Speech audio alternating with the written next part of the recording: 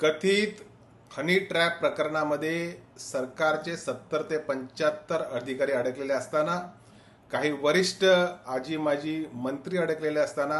ह्या प्रकरणातनं जनतेचं लक्ष विचलित व्हावं. कारण विधानभवनामध्ये गेल्या 2 दिवसापासून महाविकास आघाडीचे नेते मंडळी, विरोधी पक्ष एकंदरीतच हनी ट्रॅप प्रकरणावर सरकारला प्रश्न विचारत असताना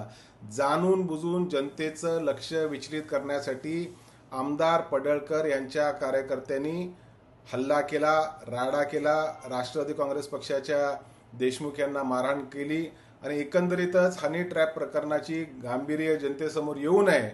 आपलं सरकार एक्सपोज होऊ नये, ह्या हेतूने हा राडा करण्यात आला असा माझा स्पष्ट आरोप आहे.